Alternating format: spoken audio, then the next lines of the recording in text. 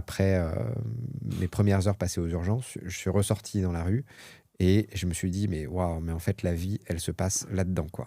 Aujourd'hui, de plus en plus, il y a des nouveaux produits qui sont des nouveaux produits de synthèse enfin, voilà, qui sont d'accès facile, la 3-MMC, la 4-MC, le GHB, le GBL, etc. Et avec voilà, ce qu'on appelle le chemsex, en fait, donc chemical sex. Voilà.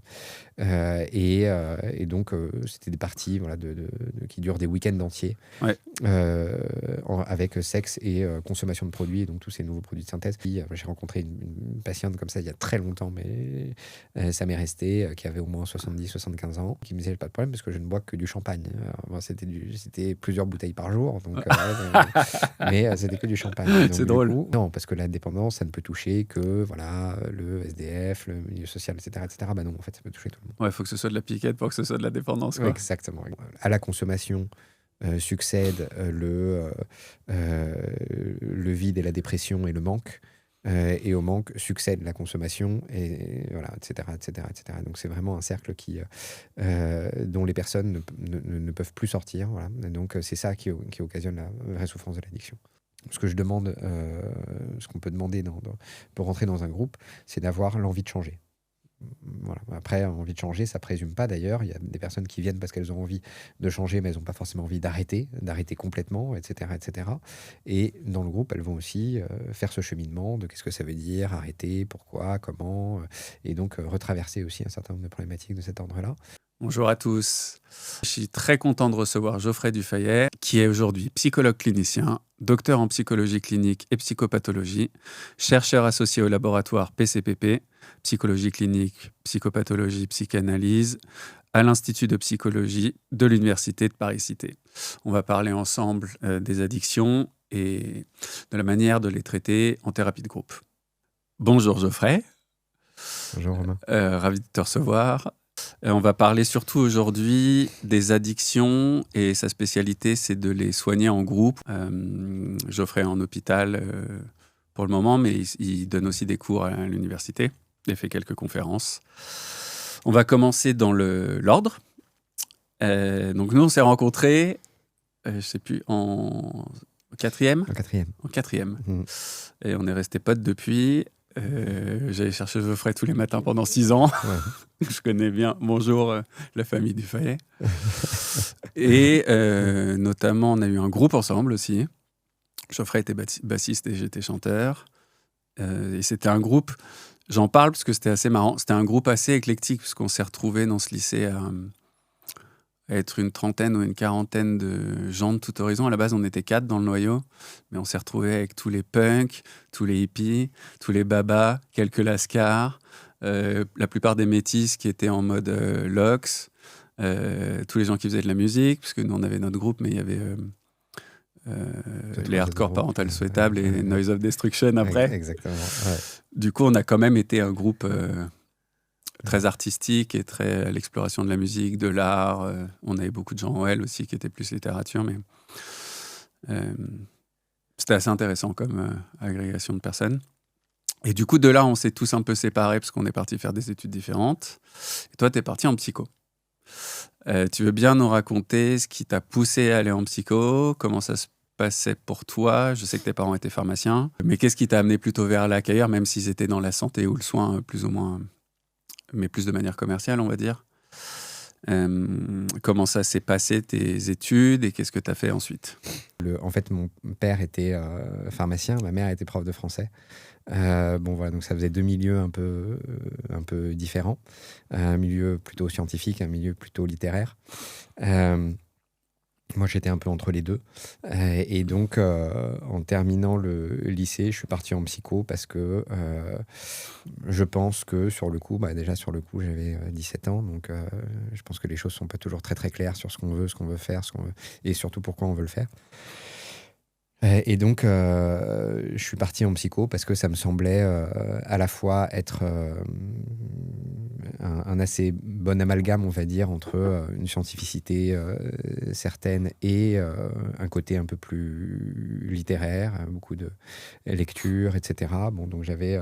Il y a ça qui a probablement joué. Et puis, il y a aussi le fait que j'avais dans l'idée, et ça depuis longtemps, de faire un métier qui soit un métier utile. Enfin, il me semblait que c'était pour moi une priorité à ce moment-là, c'était de faire un métier utile, un métier d'aide. Et en l'occurrence, il y avait la question du milieu hospitalier aussi qui m'attirait, parce que le milieu hospitalier était pour moi cette espèce d'environnement qui est ouvert 24 heures sur 24 pour tout le monde, où les gens viennent quand ils ont besoin, pas besoin de prendre rendez-vous. Enfin, voilà, j'avais tout ce truc où c'est un peu l'hôpital, c'était un peu le phare dans la nuit, quoi. Voilà, les gens viennent, etc. Et donc j'avais un peu cette idée-là de travailler à l'hôpital et d'être dans un métier d'aide. J'aurais aussi pu faire autre chose, assistant social ou je sais pas quoi, mais enfin voilà, je crois qu'il y a vraiment la dimension aussi de la rencontre humaine et d'essayer de comprendre quelque chose de la rencontre humaine qui a probablement joué aussi dans ma décision. Bon, et puis par ailleurs, donc il y avait il y a les motifs qui m'ont poussé à faire psycho quand j'avais 17 ans, et il y a les raisons qui m'ont, enfin, dont je me dis aujourd'hui que c'était probablement des raisons qui étaient plus profondes, plus enracinées, et qu'en fait il y avait voilà, une espèce de couverture comme ça qui était bon, c'est un métier d'aide, etc., etc. Mais en l'occurrence, dès qu'on commence à travailler un peu, alors je pense que c'est le cas dans tous les métiers, c'est particulièrement le cas en tant que psychologue, dès lors qu'on commence à travailler aussi un peu sur soi, on se rend compte que les motifs qui nous ont poussés à 17 ans ne sont pas les motifs, on pourrait dire, réels, c'est-à-dire que d'un côté on le fait pour les autres, mais dans le fond on le fait aussi en grande partie pour soi.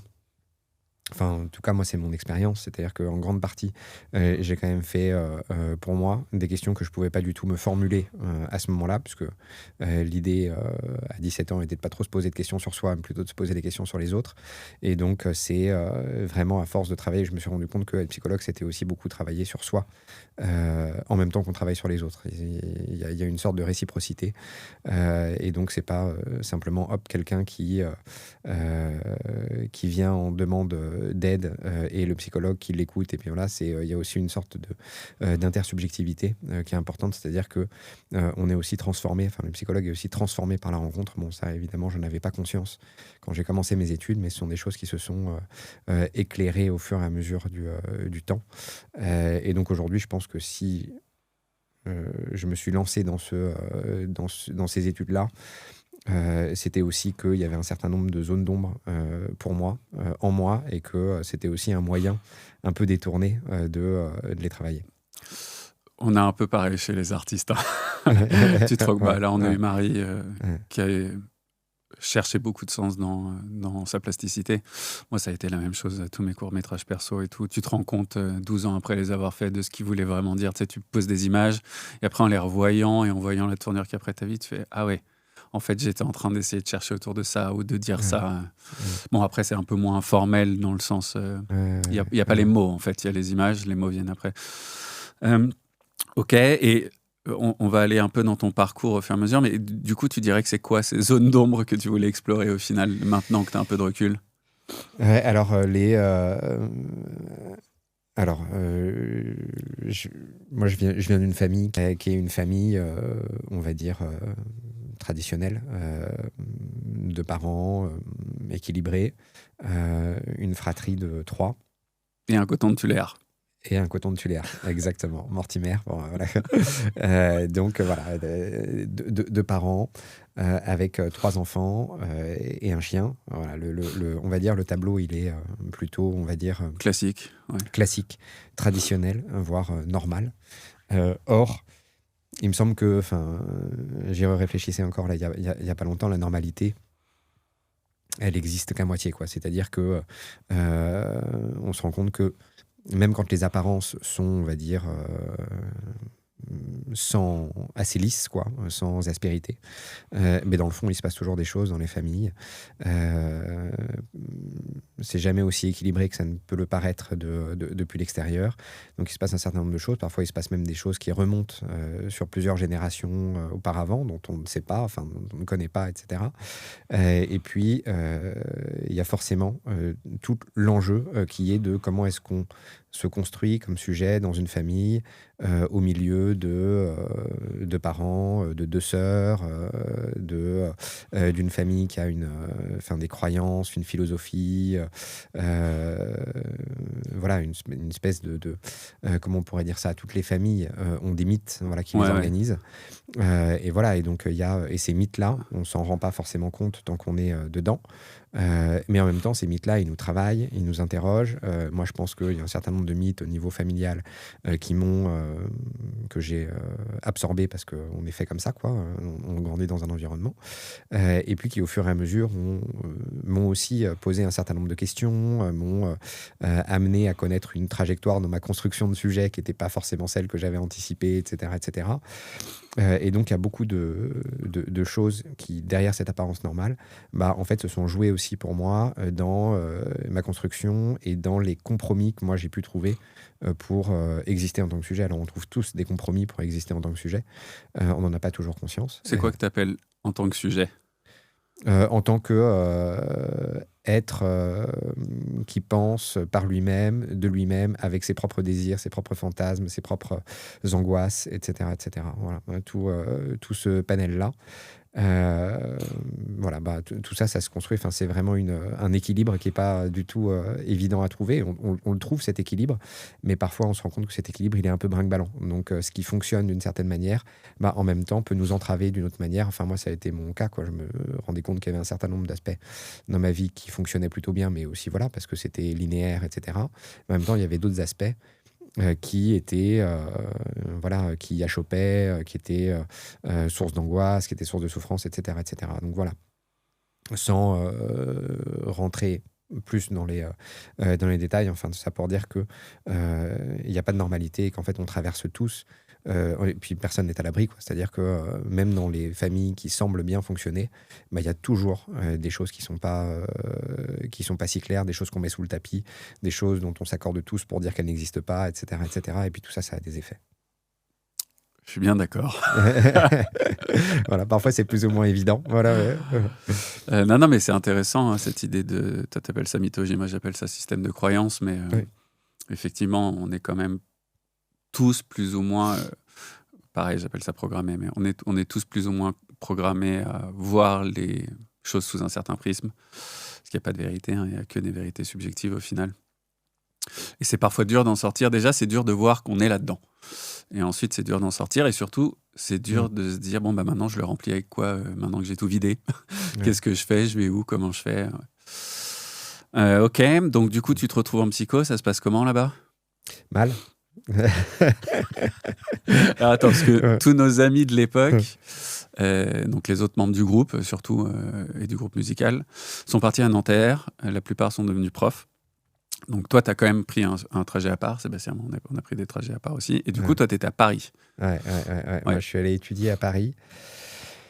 Avec, là, c'est pareil, en tout cas, dans mon raisonnement de 17 ans, je suis allé à Paris pour justement aller dans le monde, quoi. C'est-à-dire quitter le cocon dans lequel on avait grandi, parce qu'effectivement, on a quand même grandi dans une sorte de cocon, dans un quartier. Voilà, on se connaissait tous. Il y avait, nos familles se connaissaient. Enfin, voilà, il y avait une sorte de confort qui était satisfaisant, mais qui, en tout cas, de mon côté, qui était satisfaisant d'un côté. Et en même temps dont j'avais l'impression que il fallait que je m'en dégage aussi, voilà. Donc j'ai décidé d'aller faire mes études à Paris pour justement ne pas suivre la voie qui était la voie assez classique quand on était là où on était, c'est-à-dire on vivait dans un quartier, dans un lycée de quartier, et puis il y avait la fac qui était la fac presque de quartier. C'était pas tout à fait le cas, mais Nanterre, c'était c'est là que la plupart des... Voilà, c'était la zone géographique, quoi. Donc beaucoup sont partis là-bas. Et c'était la trajectoire un peu la plus, j'ai envie de dire, la plus logique, la plus facile peut-être. Non pas que ça a été très difficile d'aller à Paris, hein, il suffisait de prendre le métro, c'était pas... Mais par contre, pour moi, c'était me confronter à un environnement qui était très nouveau, découvrir des personnes nouvelles. Ouais, parce qu'on avait une identité de groupe. Parce que pour le coup, c'est pour ça que je parlais de notre groupe tout à l'heure, mais on avait une identité de groupe hyper forte qui a quand même déteint sur les générations du dessous. Hein. Moi, les autres, ils m'en ont parlé. Même, ouais.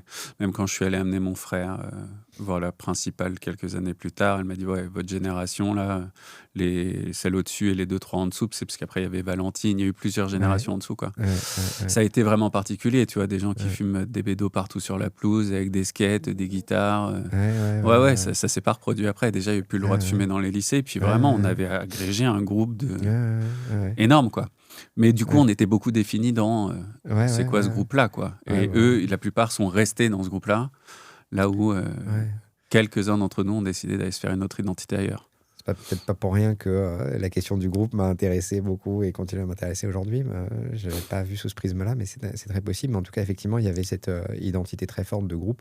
Et moi, je sentais qu'il fallait que j'existe là aussi. Enfin, en tout cas, je désirais exister un peu par moi-même, en dehors de cette définition par le groupe, etc. etc. Donc, je suis arrivé à Jussieu, en fait, plein milieu du 5e, dont j'avais lu un certain nombre de récits, enfin le quartier latin, etc. Donc j'avais toute une fantasmatique là aussi autour des études à Paris, etc.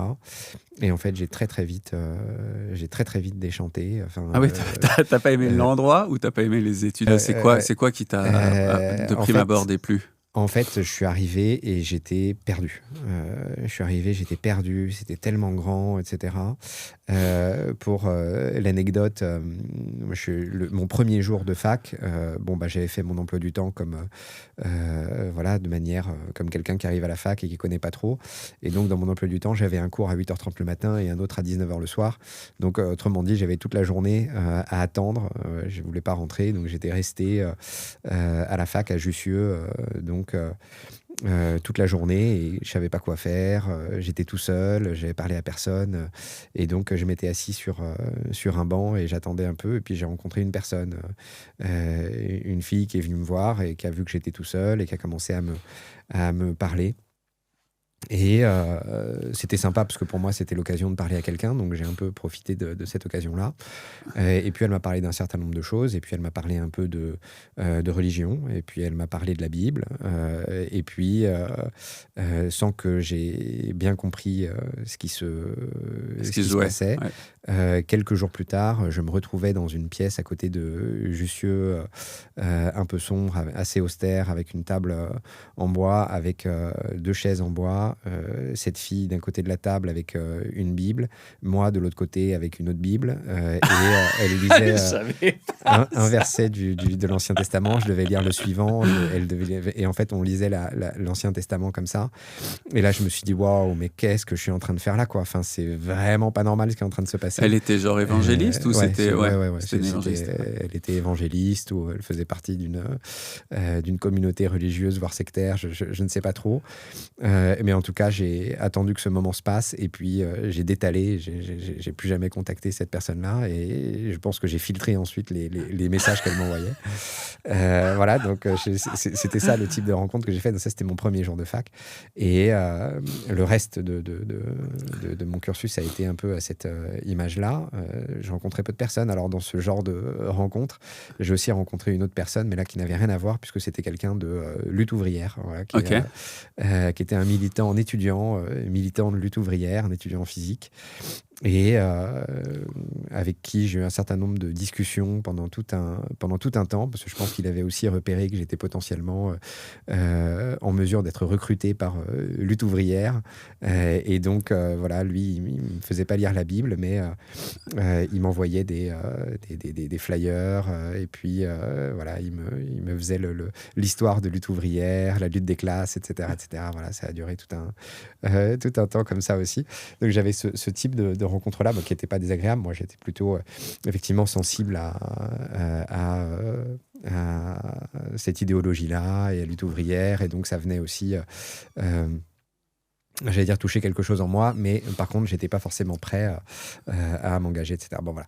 Donc il y a eu ça, et puis sinon après, dans le cadre de la fac à proprement parler, j'étais quand même assez perdu, je parlais à pas grand monde, et ça a vraiment été 5 années pendant lesquelles je me suis cherché, mais je me suis pas trouvé, quoi. Enfin, donc, j'avais une seule obsession, c'était de terminer mes études, de partir de la fac et de commencer à bosser pour passer à autre chose. Parce que voilà, vraiment dans le milieu universitaire, je me reconnaissais pas du tout. Je me reconnaissais pas du tout parmi Mais là, les tu petits parles surtout camarades. des interactions sociales, Ouais, on va ouais, dire. ouais, ouais, ouais. Bon, il y a, c'est des amphis de combien en fait? Il y a combien de gens qui sont dans un cours, disons par exemple? En première année, dans l'amphi, il pouvait y avoir, je sais pas, 150, 200 personnes, je pense, quelque chose comme Et ça. sur ces 150-200 personnes, tu te retrouvais dans personne?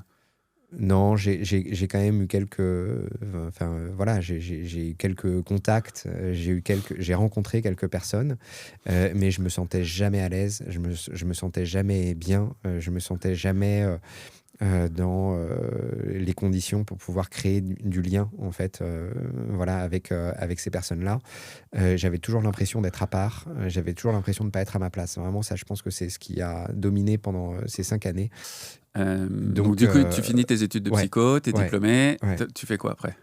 Et ben ensuite, assez rapidement, enfin, j'ai trouvé du travail. Ça a été très facile. Alors, moi, j'ai commencé à faire quelques mois, enfin, parce que l'idée aussi, finissant les études, c'était d'écouter mon grand-père, entre autres. Et mon grand-père avait cette phrase qui disait que on vivait dans des environnements privilégiés et que il fallait qu'on passe par faire l'expérience du vrai travail, c'est-à-dire le travail comme lui il l'entendait, c'est-à-dire le travail manuel, le travail d'ouvrier, que en fait on était privilégié à être dans des milieux. Enfin voilà, moi, mon métier ça allait être d'être assis et d'écouter les gens. Enfin, globalement, la pénibilité du travail, elle n'était pas du tout la même. Et donc, dans cette idée-là, dans l'idée de faire l'expérience du travail, mais aussi un peu pour me dégrossir, et aussi, voilà, j'ai bossé un peu en restauration. Ah, je savais pas du tout. Ouais, ça n'a pas duré très longtemps parce qu'en fait, déjà, j'étais pas très bon. Et puis, en fait, j'ai eu des opportunités qui se sont ouvertes assez vite. Là aussi, j'ai été très chanceux. Des opportunités qui sont ouvertes assez vite pour aller travailler à l'hôpital d'abord, en faisant un peu de recherche, etc. etc. Bon. Tout ça, c'est fait grâce à ma mère, pour le coup, il faut le dire. Comme ma mère était prof de français, elle avait des relations, etc. etc. Bon. Donc j'ai eu cette opportunité-là. Donc assez vite, j'ai commencé à travailler, à faire les petites mains pour la recherche. J'ai fait ça pendant 3 ans. Et c'était au service des urgences de l'hôpital Bichat. Et alors là, pour le coup, là, j'ai découvert la vie, quoi, je pourrais dire. Parce que je suis arrivé donc, dans cet environnement qui, moi, m'interpellait, qui était le milieu hospitalier, aux urgences. Et là, en fait, pour moi, ça a changé ma vie, quoi. C'est-à-dire, la première fois que je suis rentré dans les urgences, mon boulot, c'était vraiment pas grand-chose. C'était de faire passer des questionnaires. C'était vraiment la petite main de la recherche, quoi. Mais ça a été un peu une révélation. C'est-à-dire que après mes premières heures passées aux urgences, je suis ressorti dans la rue et je me suis dit, mais waouh, mais en fait, la vie, elle se passe là-dedans, quoi. Voilà. Et donc, j'avais l'impression que les urgences, c'était un concentré de tout ce qu'on peut rencontrer dans l'humanité, quoi. Enfin, Vas-y, explique ton raisonnement, parce que c'est intéressant. En fait, les urgences, c'est un lieu qui est ouvert, où tout le monde est bienvenu, où c'est toujours un peu le bordel. Et tout le monde se côtoie, vraiment. Il n'y a plus Toutes les classes sociales, ouais, il y a toutes plus les d'idées de idéologies. qui fait quoi, où, etc., etc. Tout le monde vient parce que tout le monde est angoissé. Il n'y a pas quelqu'un qui arrive aux urgences sans être angoissé. Du coup, je précise, on ne parle pas uniquement des urgences médicales physiques, on parle des gens qui sont aussi en détresse psychologique. Il y a des deux. Ouais, il y a les deux, mais en vrai, ce qui m'a interpellé d'abord, c'est les gens qui arrivent en souffrance physique. Ok. Les urgences psychiatriques sont plus concentrées, enfin, il y en a moins, même si effectivement, j'ai vu aussi un certain nombre de situations d'urgence psychiatrique. Mais j'ai vu aussi, voilà, tout le tout venant, on pourrait dire, quoi. Voilà, des gens qui, et en fait, on ne sait pas d'où ils viennent, on ne sait pas ce qu'ils font, mais on sait qu'ils arrivent et qu'ils se retrouvent tout le monde se retrouve au même endroit. Et qu'il leur manque de doigts, éventuellement. Et que voilà, ou peut-être même toute la main à cause d'une scie circulaire.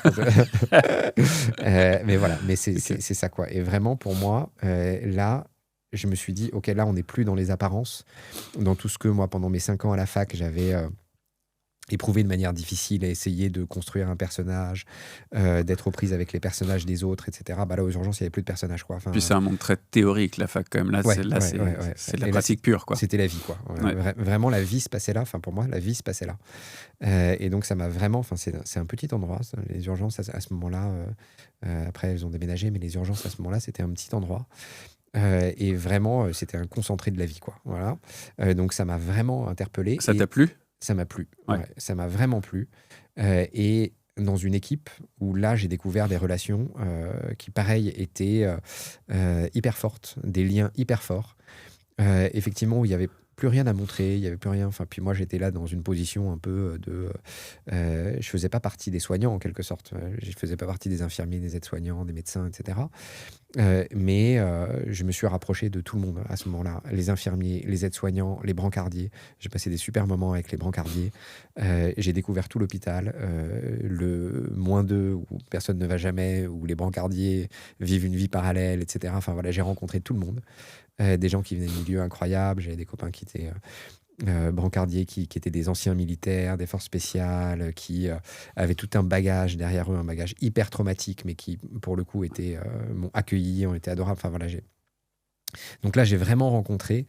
là, j'ai eu l'impression d'être à ma place, voilà, pour la première fois depuis 5 ans. Voilà. Et donc, j'ai créé beaucoup de liens à ce moment-là. Et vraiment, j'ai eu l'impression de m'épanouir, en fait, voilà, pendant ces 3 années au contact de personnes hyper différentes. Mais voilà, je me sentais bien pendant 3 ans. Voilà. Puis ensuite, je sentais qu'il y avait une étape qui avait besoin d'être...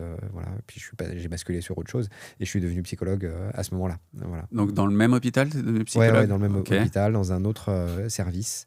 Dans le service de psychiatrie, addictologie. J'étais toujours pas très loin des urgences, mais j'ai changé complètement d'environnement. Mais en même temps, je me sentais prêt à basculer dans autre chose. Je m'étais beaucoup nourri, en fait, de ces 3 années, des rencontres que j'ai faites, de la vie que j'ai vue, voilà, et je m'en suis beaucoup nourri. Et puis, donc voilà, au bout de 3 ans, bon, mon contrat s'arrêtait, puis ça tombait bien, enfin voilà. Et donc, j'ai basculé sur le métier de psychologue à l'hôpital voilà, à ce moment-là. Alors, est-ce que tu veux bien nous raconter à quoi ça ressemble? Qu'est-ce que tu faisais concrètement? Alors, à l'hôpital, moi, j'avais du coup une mission d'accueil, d'orientation, d'accompagnement psychothérapeutique, de personnes qui étaient surtout pris dans des problématiques addictives. C'est pour ça que j'ai continué à travailler là-dedans depuis. Donc, je recevais beaucoup de... Alors, soit je rencontrais des personnes qui étaient hospitalisées pour leur addiction, donc qui étaient hospitalisées en règle générale pour un sevrage. Donc là, j'ai rencontré beaucoup de patients au cours de leur hospitalisation, avec une mission qui était celle de les accompagner pour les préparer, en fait, à vivre dans l'abstinence au sens addictologique du terme, quoi, c'est-à-dire sans consommer pour la suite de leur vie, ce qui est quand même pas une mince affaire. Voilà, et donc j'avais une mission qui était très importante de ce côté-là. Puis j'avais une mission d'accueil, donc de recevoir les gens qui venaient en première intention, qui venaient à l'hôpital. Donc c'est un peu le premier contact que les personnes qui venaient à l'hôpital pouvaient avoir quand ils arrivaient à l'hôpital. Et donc avec toute une idée de préparer l'accompagnement, d'accueil, voilà, vraiment d'accueil au sens fort du terme, c'est-à-dire de leur montrer qu'ils arrivaient à l'hôpital dans un endroit qui était un endroit sécure, etc. etc. Donc, juste pour clarifier, des gens qui sont volontairement décidés de faire un séjour en hôpital, ouais, ou des gens qui sont mis d'accord avec leur famille ouais, et viennent en hôpital, ouais, arrivent. Je crois qu'il y a une observation de 48 heures, non, un truc comme ça? Pas pas nécessairement? forcément. Ok. Pas dans mon hôpital, mais ça peut arriver dans d'autres. Ouais, Et du coup, tu es la première personne qui voit une fois qu'ils arrivent, ou il y a des infirmiers qui les prennent en charge d'abord? Comment ça se passe? Alors, quand les personnes arrivent pour être hospitalisés à temps plein, ils sont d'abord reçus par... quand ils arrivent dans le service, ils sont reçus par les infirmiers, ils voient le médecin, voilà, et puis le psychologue arrive dans un deuxième temps. Mais j'ai aussi toute une activité qui se poursuit encore aujourd'hui, qui est une activité de consultation hospitalière. C'est-à-dire que là, ce ne sont pas des gens qui viennent en hospitalisation, c'est des gens qui viennent consulter à l'hôpital. C'est pas tout à fait la même chose. Alors parfois, ils viennent consulter à l'hôpital et parfois ensuite ils sont hospitalisés. Mais moi, je les accueille aussi quand ils viennent pour leur premier contact avec l'hôpital, quoi. Voilà, Et là, ils prennent rendez-vous comment là? C'est comme un CMP? Ouais, c'est ça. Ils ont pris rendez-vous avec le secrétariat. Ils ont dit j'ai tel problème, etc. Et on leur a donné rendez-vous avec moi. On peut leur donner rendez-vous suivant les problématiques avec un médecin, etc. Donc ça dépend un peu. Mais moi, j'ai toute une activité d'accueil comme ça. Donc c'est en particulier pour les personnes qui viennent pour les problématiques addictives. Voilà. Principalement alcool, mais notamment aujourd'hui, parce que ça c'est aussi un truc que j'ai vu aussi évoluer au fur et à mesure des années, c'est que les profils, je me vois pas vieillir, mais en fait quand on regarde dans ma pratique, j'ai l'impression que quand j'ai commencé, les problématiques que je rencontrais n'étaient pas tout à fait les mêmes que celles que je rencontre aujourd'hui. En l'occurrence, les addictions changent un peu de visage, elles changent un peu de forme, et à l'époque, quand j'ai commencé à travailler, je voyais beaucoup de personnes qui étaient là pour une addiction à l'alcool, qui s'étaient voilà, parfois mis en place sur des années et des gens qui arrivaient à 50 ans avec un passé de 35 ans de consommation progressive. Et au fur et à mesure des années, maintenant, je dirais qu'on a des profils qui sont beaucoup plus jeunes déjà. Moi, j'ai l'impression de recevoir plus de personnes jeunes avec des... C'est parce que t'es vieux. C'est pas faux. C'est pas faux. Je pense que ça joue. Je pense que ça joue, c'est vrai. Et puis avec des polyaddictions aussi. Pas les mêmes modes de consommation. Des personnes qui commencent à consommer jeunes, différents produits. C'est quoi cannabis, cocaïne Ouais, cannabis, cocaïne, alcool, principalement. Aujourd'hui, de plus en plus, il y a des nouveaux produits qui sont les nouveaux produits de synthèse qui sont d'accès facile. La 3-MMC, la 4-MC, le GHB, le GBL, etc. Bon, qui sont pris dans des contextes particuliers. Au début, voilà, qui ont pu beaucoup être pris dans des contextes... de fêtes, genre des raves, des parties un peu hardcore, ce genre de trucs. Au début, c'était tous ces produits-là, le nouveau produit de synthèse, c'était beaucoup dans des... couplé avec des pratiques sexuelles. J'ai vu ça dans pas mal de clubs gays, sur les toilettes, les descriptions des drogues et tout. C'est ça. C'était très dans les milieux homosexuels et avec ce qu'on appelle le chemsex, en fait, donc chemical sex. Et donc, c'était des parties qui durent des week-ends entiers avec sexe et consommation de produits, et donc tous ces nouveaux produits de synthèse qui aujourd'hui se sont un peu, je ne sais pas si on peut le dire comme ça, mais se sont un peu démocratisés, c'est-à-dire qu'aujourd'hui, ça s'est élargi par rapport à ces premiers milieux qui étaient assez spécifiques.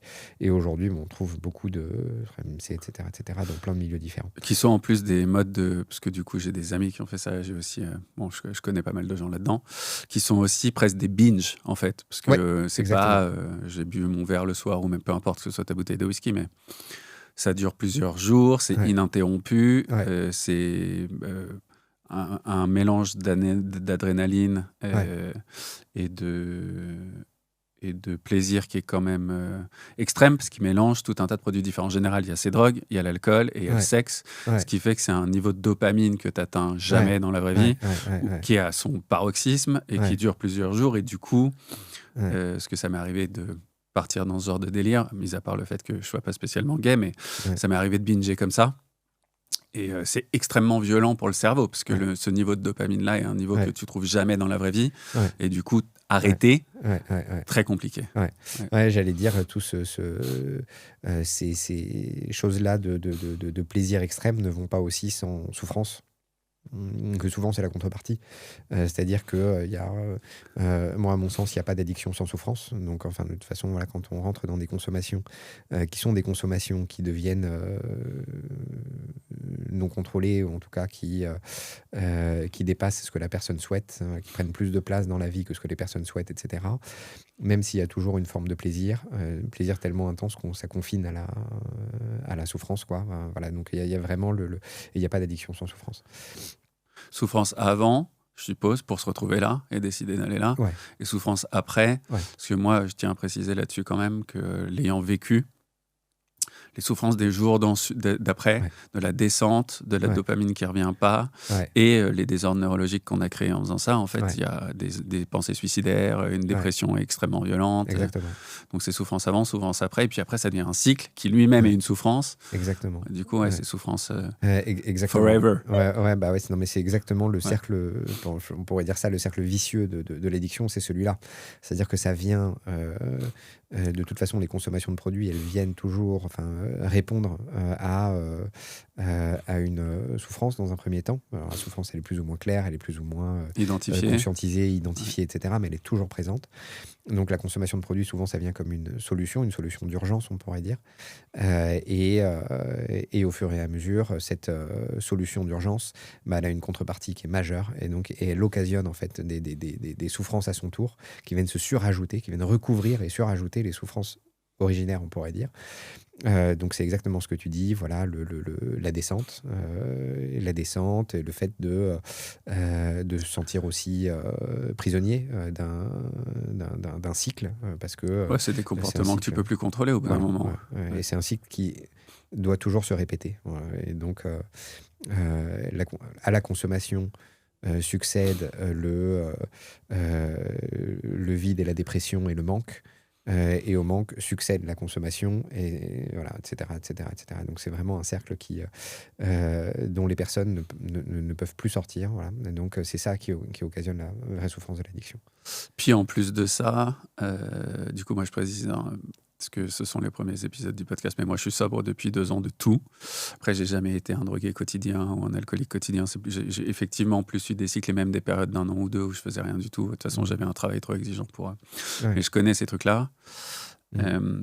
Mais l'accumulation, de toute façon, qu'elle soit même médicamenteuse, hein, quand les médicaments commencent à être trop nombreux, l'accumulation des médicaments, de l'alcool, des drogues et des comportements extrêmes empêche aussi de s'intéresser à la raison de la souffrance originale. Absolument. C'est-à-dire qu'on se retrouve dans une sorte de brouillard où on est tellement focusé sur comment je vais m'en sortir, qu'est-ce qui se passe, comment je vais m'en sortir, comment me contrôler, qu'en fait, on n'a plus l'énergie disponible mentale pour se dire comment j'en suis arrivé là, qu'est-ce qui se passe exactement, comment je peux faire. Absolument. On n'a pas nécessairement les bonnes personnes pour nous Absolument. orienter dans les bons comportements, parce que moi j'ai vu plein de psy, EMDR, machin. Ouais. Tout le monde n'est pas assez bien, enfin, tout le monde n'est pas nécessairement équipé pour soit aller dans le trauma, soit trouver des systèmes de remplacement, soit avoir la bonne oreille, ou parce que chaque personne est particulière. Il y a des gens qui correspondent pas à d'autres gens, donc tous les psys ne se valent pas pour une certaine personne, j'entends. Ouais. Mais du coup, ça masque le problème, comme tu disais, on met une couche par-dessus, et en fait, c'est assez... Enfin, moi, la période de transition de sevrage, elle a été ultra violente. Du coup, j'ai repensé à tout ce qui s'était passé dans ma vie. Mais c'est pas évident de sortir de ce truc, quoi. Ah ouais, enfin, c'est vraiment important ce sujet-là, parce qu'effectivement, je pense que c'est la période la plus difficile, mais moi, c'est aussi ça, du coup, qui m'intéresse. Je pense que c'est vraiment... c'est que on a tendance à voir souvent, quand on arrête l'addiction, du coup, on va mieux. Ça, c'est un peu arrête, tu verras, ça va aller mieux, etc., etc. Sauf qu'en fait, quand les personnes arrêtent et prendre la décision d'arrêter, c'est quand même très compliqué. Et quand les personnes arrêtent, en fait, ce qui est normal, il faut en passer par là, mais c'est aussi un grand désarroi, quoi. C'est-à-dire, d'un coup, tout cet équilibre un peu précaire qui a été trouvé, et qui, au tout début, j'ai parlé de compromis, parce qu'on fait tous des compromis, etc. Et finalement, l'addiction, c'est une sorte de compromis. C'est-à-dire, c'est un équilibre qu'on trouve, mais qui est un équilibre un peu bancal. Et donc, au moment où on décide de sortir de cet équilibre-là, tout est remis en question. Et donc, il y a aussi un certain nombre de personnes qui se retrouvent au moment de l'arrêt, submergés par eux-mêmes, par la vie, par l'angoisse, par qu'est-ce que c'est que de vivre sans produit, on ne sait pas vivre.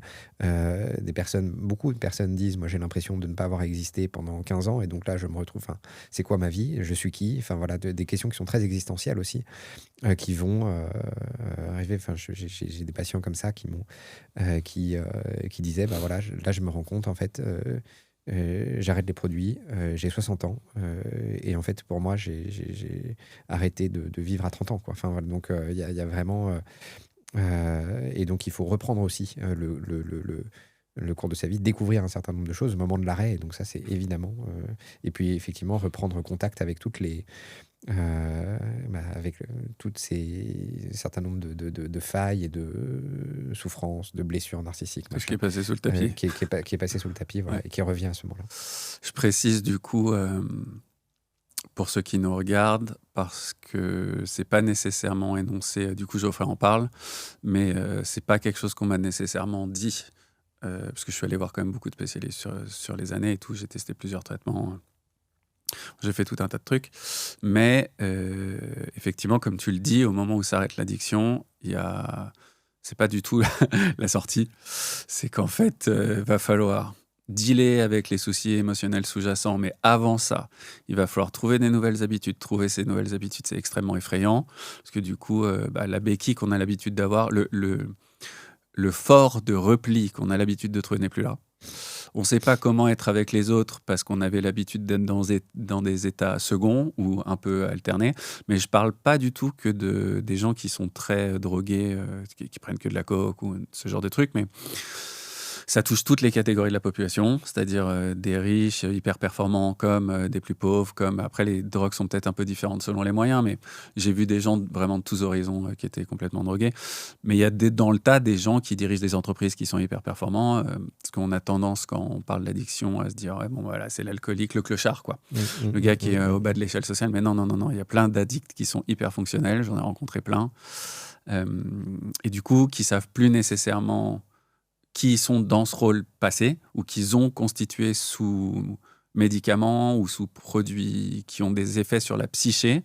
Parce qu'en fait, quand ce personnage-là, parce que c'est un personnage, en fait, on fabrique un personnage qui est lié à une consommation qui altère la chimie du cerveau, et au moment où le régulateur de cette chimie s'en va, le personnage, on ne sait plus trop ce qu'il fait là, quoi. Donc, ça veut dire que ses raisons d'exister d'avant, sa manière d'interagir avec les autres, tout est remis en question d'un seul coup. Et effectivement, on se retrouve dans un moment où on se dit « je suis qui ?» Ouais. Je pense que c'est à ce moment-là que vraiment le travail psychothérapeutique commence, quoi. C'est ce travail d'exploration, de refondation, etc., qui se fait au moment où on change cet équilibre-là, quoi, effectivement. Un passage compliqué. Donc, tu as un rôle pas évident. On va dire ça comme ça. Mais en même temps, c'est aussi assez passionnant. Ouais, puis c'est vraiment... S'il y a un moment dans leur vie où tu peux aider les gens, c'est bien à ce moment-là. C'est le moment le plus gratifiant. Si tu arrives à les aider à ce moment-là, tu as fait un des trucs les plus importants dans leur vie, on va dire, quasiment. Donc, c'est quand même un rôle assez significatif, on va dire. Du coup, toi, tu es focalisé, concentré, spécialisé dans le traitement des addictions via le groupe. Ouais. Est-ce que tu veux bien nous expliquer ce que c'est, à quoi ça ressemble? Parce que dans l'inconscient collectif, du coup, il y a les alcooliques anonymes, avec, je ne sais plus combien, je crois que c'est 9 ou 12 étapes, je ne me rappelle plus très bien. 12 étapes, ouais. Les narcotiques anonymes. Moi, je suis passé là-bas, mais c'est très orienté... Il y a des textes, il y a des choses à réciter. On en avait parlé un peu quand on s'était entrevus il y a un mois. Il y a un côté presque religieux dans les rites des séances. Spirituel, mais encadré, quoi. Il y a presque des pamphlets qui sont lus.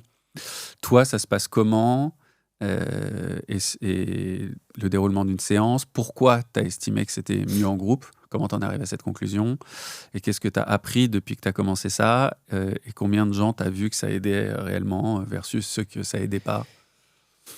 Alors, c'est un très, très vaste sujet. Je vais essayer d'apporter quelques éléments, mais ce sera forcément incomplet. Mais je vais saisir un peu la balle au bon parce que tu as commencé par parler des alcooliques anonymes, parce que, évidemment... Le début des alcooliques anonymes, c'était dans les années 30 aux États-Unis. Et c'est deux personnes qui sont connues comme étant Bill et Bob, qui se sont rendues compte qu'elles-mêmes, elles luttaient contre l'addiction, contre l'alcoolisme. De leur côté, c'était compliqué. Elles se sont rendues compte qu'en s'entraidant, elles allaient mieux. Voilà. Donc il y a vraiment la base de ça, c'est l'entraide. C'est-à-dire quand j'aide quelqu'un, et ben moi-même je vais mieux. Donc l'entraide mutuelle est vraiment au centre. Et donc là, les groupes se sont constitués. Ensuite, c'est arrivé en France un peu plus tard. Mais il y a quelque chose effectivement. Donc du coup, ils ont constitué. Ça a pris beaucoup d'ampleur. Ils ont mis en place effectivement un programme de rétablissement, qui est ce programme en 12 étapes, qui s'appelle le programme Minnesota, et où ils vont suivre des étapes qui sont voilà, presque des étapes de rétablissement. Je les ai très suivis, moi, de spirituelles. mon côté, ces Là, étapes. voilà. Ouais, j'ai lu le livre, je sais comment ça s'est Voilà. et ça m'a aidé ça m'a Ouais. aidé de... La première, reconnaître qu'on est impuissant devant le produit. Enfin voilà, il y a tout un tas de... et donc c'est vraiment un programme qui avance comme ça vers le mieux-être, avec effectivement toute une dimension spirituelle. Moi, ce qui m'a intéressé là-dedans, effectivement, c'est la dimension groupale. Alors, faut savoir que les alcooliques anonymes ou les groupes d'entraide de manière générale, c'est le premier soutien pour les personnes qui souffrent d'addiction. C'est quand même, les alcooliques anonymes, ils sont présents partout sur la planète, c'est-à-dire même dans les endroits dans lesquels l'alcool est interdit, les pays dans lesquels l'alcool est interdit, il y a des réunions d'alcooliques anonymes. Ils sont vraiment partout, ils se sont diffusés vraiment sur toute la planète. Donc ça, à mon avis, c'est le gage de leur efficacité. Donc moi, ce qui m'intéresse là-dedans, en dehors du programme qui est structuré, etc., les choses, c'est la groupalité, c'est-à-dire comment est-ce que le fait de se retrouver ensemble et d'échanger, de s'écouter les uns les autres, comment ça a des effets en fait sur les personnes, qui sont des effets, on va dire, positifs, pour le dire de manière. Donc ça, c'est vraiment le modèle. Et à l'hôpital, de fait, cette question du groupe, elle s'est imposée de plus en plus un peu partout. Et donc moi, dès que je suis arrivé à l'hôpital, dès que je suis arrivé en service d'addictologie, j'ai commencé à animer des groupes qui sont des groupes hospitaliers, mais qui sont très imprégnés de la philosophie des alcooliques anonymes. Et donc, j'ai commencé à animer des groupes comme ça, et je me suis rendu compte, en fait, en animant ces groupes, que il se passait plein de choses quand les gens se retrouvaient entre eux, et plein de choses que moi, en étant professionnel comme ça un peu extérieur, je comprenais pas tout ce qui se passait, quoi. Enfin, j'avais l'impression qu'il y avait plein de choses qui se jouaient, on va dire, de thérapeutique, et que moi je comprenais pas, parce que quand on fait des études de psycho, enfin en tout cas c'était le cas moi quand j'ai fait mes études, et là où j'ai fait mes études, et on parle toujours de la rencontre individuelle, voilà, et de l'entretien individuel, et de ce qui se passe entre un thérapeute et son patient, etc. On est assez peu formé à écouter plusieurs personnes en même temps, c'est-à-dire à écouter qu'est-ce qui se passe dans un groupe, qu'est-ce qui se passe, qu'est-ce qui est en jeu dans un groupe quand les personnes sont ensemble et échangent. Et pour l'addiction, il me semble que, en fait, il se passe bien plus de choses que simplement des personnes qui partagent leur expérience. Et bien évidemment, elles partagent leur expérience, et le simple fait de partager son expérience permet de se sentir moins seul. C'est très important. On se sent moins seul, du coup, on se sent un peu renforcé par le groupe, etc., etc. Ça, c'est très important. Mais moi, ce qui m'a semblé, et c'est ce que je continue à travailler aujourd'hui, c'est que derrière cet aspect-là, cet aspect d'entraide, de partage d'expérience, il se joue aussi quelque chose de probablement plus profond, plus, on va dire, plus inconscient aussi, si on peut le dire comme ça, c'est-à-dire quelque chose dans l'intersubjectivité, c'est-à-dire quelque chose dans ce qui se met en place entre les membres du groupe, comment les membres du groupe s'investissent eux-mêmes, de quoi ils discutent, comment ils se voient les uns les autres, etc. Comment est-ce qu'ils investissent le groupe dans lequel ils sont, comment le groupe peut les protéger, etc., etc. Il se passe un milliard de choses qui, à mon avis, vont venir rejouer précisément un certain nombre de failles, de blessures, de souffrances qui sont à l'origine de l'histoire de ces personnes-là. Voilà. Donc, tu veux dire que, parce qu'on en parlait avec Marie tout à l'heure, oui. du fait que moi je sais que les cours d'acteurs, j'étais dans des petits groupes, Ouais. mais bon assez professionnels quand même, parce que j'ai passé ma licence du coup. Mais le fait de pouvoir rejouer d'autres personnages de ma famille ou explorer des parties de moi que j'avais pas pu explorer, la colère, etc. Ouais. Tous ces trucs que j'avais pas pu faire en étant enfant, Ouais. parce que tu es emprisonné dans une famille, etc., Ouais. dans des carcans, etc., qui ont été hyper importants. Ouais. C'est ça que tu veux dire en fait quand tu dis Exactement. réexplorer leurs failles d'une manière différente, c'est-à-dire Exactement. qu'ils se présentent sous un autre jour, qu'ils s'autorisent Ouais. et ils essaient de voir ce que ça donne dans cette direction-là. Ouais, c'est ça. C'est un tout petit peu schématique, mais je pense que c'est effectivement l'idée, c'est que effectivement les personnes en groupe vont rejouer des problématiques dont évidemment ils n'ont pas conscience, mais dans cet environnement groupal, ils vont rejouer, ils vont revivre des émotions, ils vont revivre des affects, ils vont revivre des expériences plus ou moins clairement, mais qui ne peuvent se produire qu'en groupe. Et c'est là que dans la manière de revivre ces choses-là, d'expérimenter ces émotions que tu décris là, Mm. et ben comment est-ce que le groupe va pouvoir faire caisse de résonance, en quelque sorte, de ces problématiques individuelles, et comment le groupe va s'organiser, en fait, autour des problématiques de ses membres. Voilà. Parce que c'est quand même... tous ceux qui ont eu une dépendance à quelque chose le savent un peu, mais il y a un sentiment de honte quand même assez Absolument. présent. Et au-delà de ceux qui sont dans l'alcool social ou dans les drogues, après, il y a certaines catégories de la population ou certaines industries où les drogues sont plus ou moins tolérées, on va dire. Mais de toute façon, les moments les plus déviants sont souvent vécus seuls, en tout cas de mon expérience et des gens que je connais, on va dire. C'est-à-dire entre le visage familial extérieur et les moments où ça part Ouais. vraiment, Ouais. je sais pas trop comment l'expliquer, mais dans des travers, on peut dire, et dans les addictions, c'est souvent un peu caché du reste du monde. Ouais. Il y a souvent une honte avec ça, et surtout, c'est assez compliqué de parler des addictions en dehors de ce genre d'endroit, peut-être à ses amis les plus proches, et encore, parce que en fait, le regard est quand même assez violent sur la chose. On pense tout de suite que la personne n'est pas responsable, que la personne va nous trahir, que la personne est défaillante, ce qui n'est pas nécessairement vrai, de mon point de vue, en tout cas au niveau professionnel. Mais il y a beaucoup de peur qui existe autour des personnes addictes.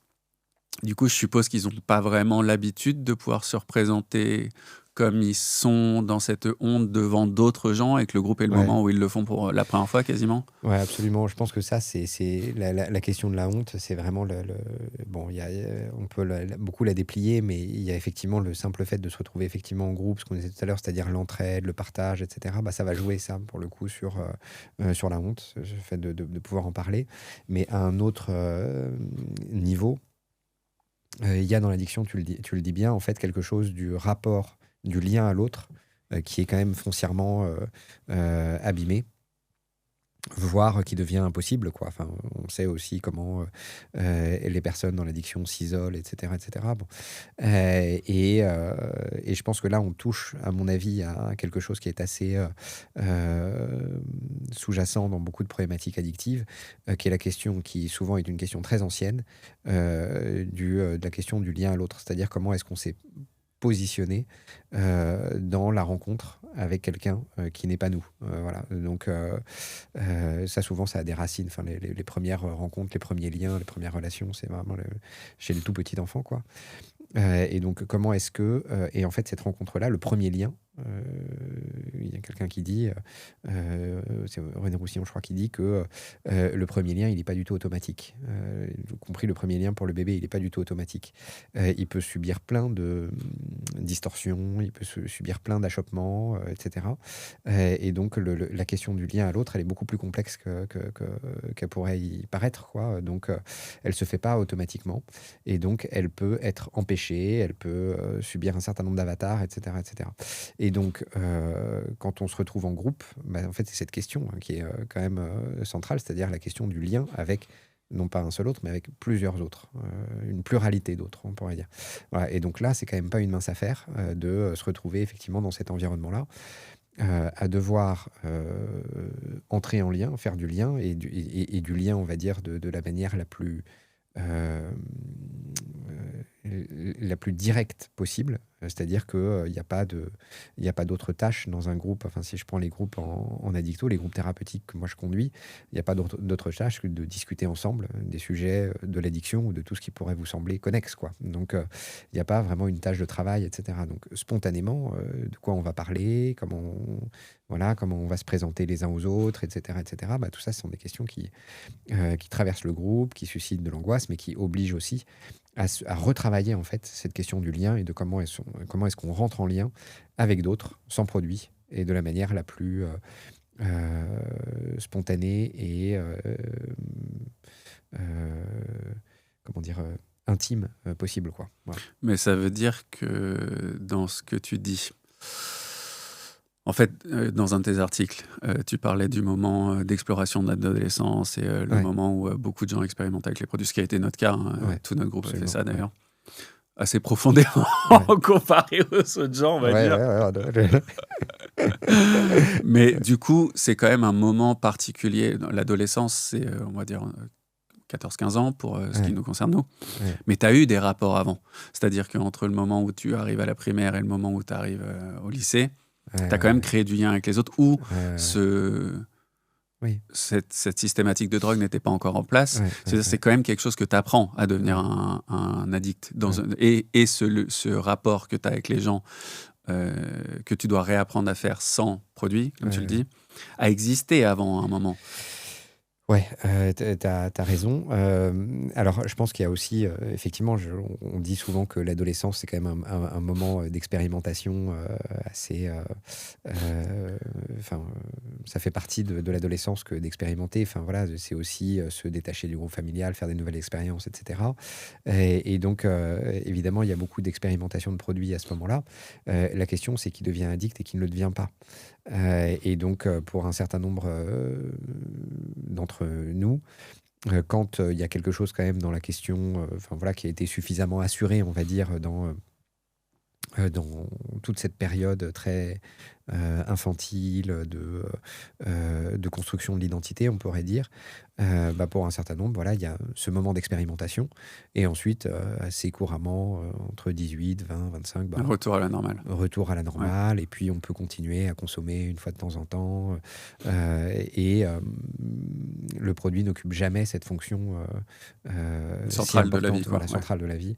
Et voilà. Mais pour un certain nombre de personnes, pour qui en fait les produits rencontrés à ce moment-là, au moment de l'adolescence, sont venus faire écho comme une solution d'urgence à quelque chose qui était sous-jacent, et là, ça peut se pérenniser et l'addiction peut se mettre en place. Alors évidemment, tout ça, ça joue souvent à un niveau qui est un peu infra, c'est-à-dire que les personnes qui vont développer une addiction, mettons à l'adolescence, n'ont pas tous été des enfants qui étaient comme ça, repliés dans leur coin, incapables de parler avec d'autres, etc., etc. C'est souvent un peu plus complexe que ça. Et donc, il y a il y a une dimension avec des personnes qui peuvent tout à fait vivre une scolarité, enfant, ça se passe bien, il n'y a pas vraiment d'accident. Et puis, à l'adolescence, c'est un moment charnière et il y a tout qui se remet en place, en fait. Au moment de l'adolescence, on reparcourt, en fait, toute notre construction de l'enfance, quoi. C'est vraiment un moment clé. Il y a l'arrivée de la puberté, il y a les changements, etc., etc., la sexualité, etc. Donc, tout ça, en fait, ça crée... c'est un moment de grande fragilité à l'adolescence. Et donc, parfois, ce moment de fragilité va venir réactiver des blessures qui étaient jusque-là à peu près colmatées, quoi. Voilà, des blessures de l'enfance qui étaient à peu près colmatées.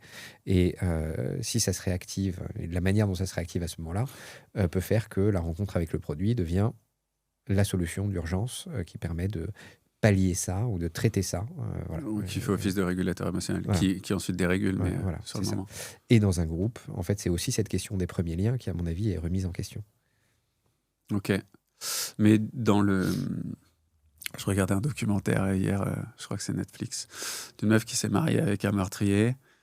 Elle se fiance. Elle découvre que le mec a éclaté quelqu'un en voiture et a fait un hit and run, t'sais. Mais en fait, le mec était encore vivant, et il a enterré le gars vivant avec son frère jumeau.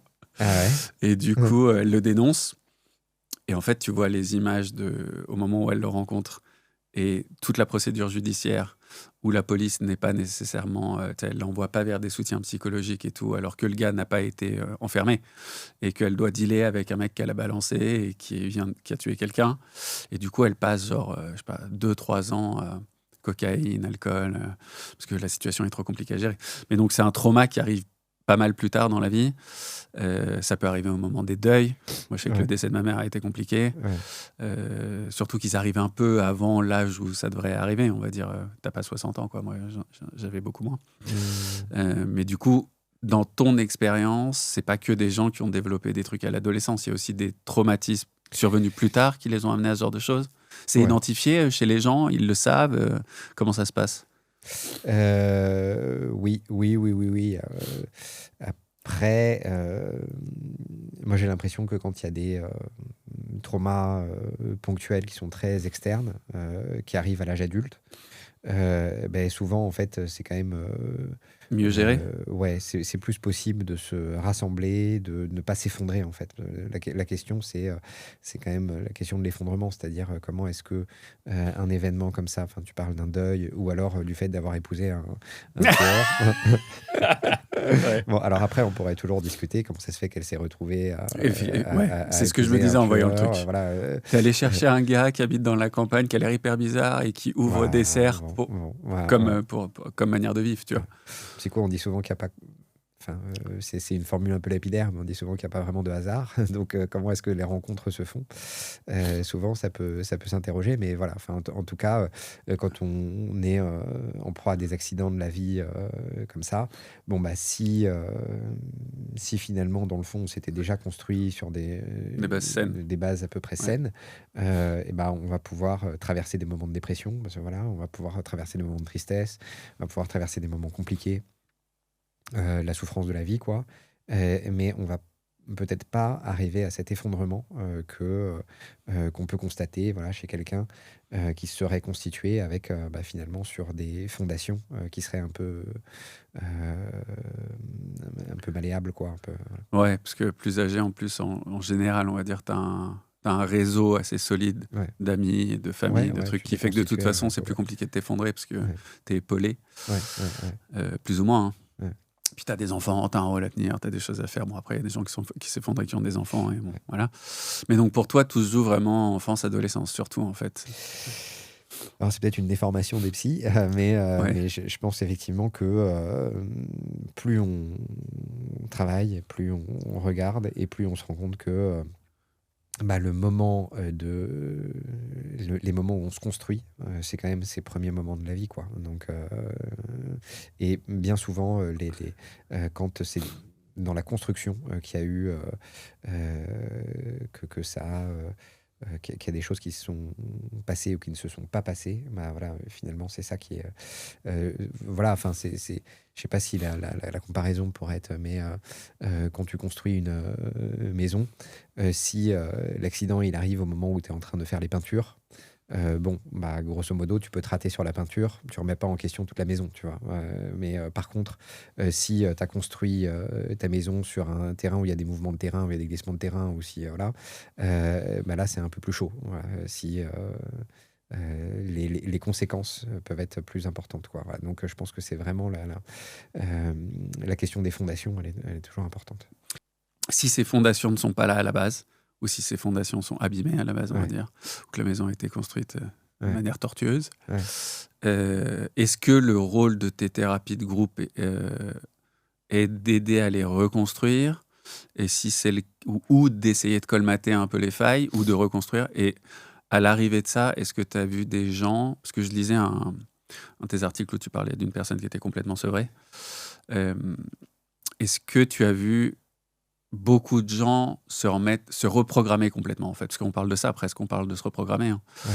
Est-ce que le pourcentage de gens qui se reprogramment est grand, ou est-ce que c'est un truc de rechute constante? Est-ce que tu as vu des gens s'en sortir?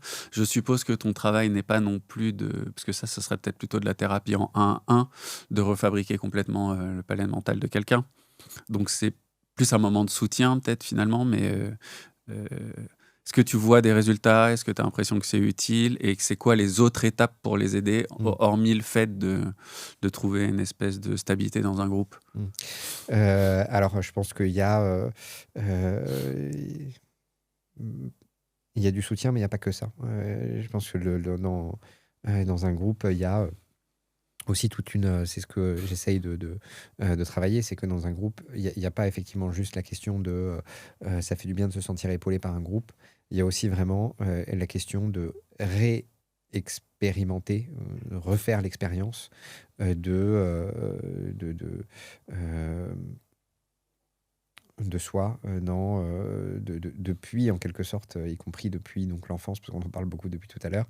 Mais il y a aussi des choses qui sont engagées dans un groupe, qui dépassent la question du soutien, et à mon avis, qui sont vraiment thérapeutiques. La redéfinition de la personne, Ouais, presque. Ouais. vraiment au sens de pouvoir refaire l'expérience de soi, de ses investissements, de soi par rapport à soi, de soi par rapport aux autres, de soi par rapport au monde, etc. etc. Voilà, le groupe est vraiment une caisse de résonance énorme pour ça. Et donc, je pense que il y a vraiment une dimension qui dépasse, je pense, la question du soutien. Alors évidemment, le groupe a des effets aussi sur les personnes qui vont arrêter de consommer, et qui vont non seulement arrêter de consommer, mais qui vont justement traverser ce moment de l'arrêt de consommation de la manière la plus constructive possible, c'est-à-dire quelque chose qui dépasse simplement la modification comportementale. La modification comportementale, ce serait, bon, bah, je consommais et j'ai appris à ne plus consommer. C'est non seulement je consommais, mais j'ai appris à ne plus consommer, mais c'est aussi Qui je suis quand je ne consomme pas. Voilà, Ouais. j'ai redéfini les bases de comment je me construis par rapport à moi-même et aux autres. Ok. Et alors, est-ce qu'il y a beaucoup de personnes que ça aide? Est-ce que le but du jeu est d'arriver dans le groupe quand tu as déjà arrêté? Mm. Est-ce qu'il y a des rechutes dans le groupe? Est-ce qu'il y a des règles pour rester dans le groupe? Ouais. Est-ce que tu as l'impression que c'est vraiment efficace? Et vraiment, est-ce qu'il y a beaucoup de gens qui arrivent ensuite à quitter ce groupe et à être fonctionnels en dehors?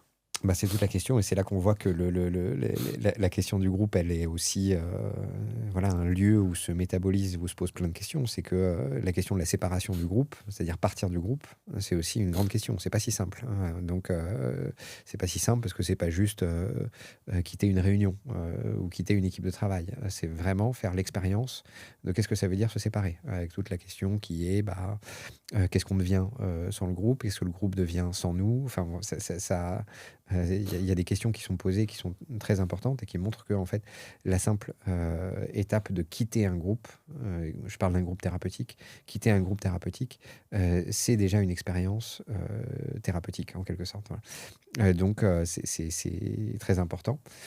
Ça rejoue des choses qui sont très intimes, très ancrées, etc. La question de la séparation, c'est vraiment une problématique importante.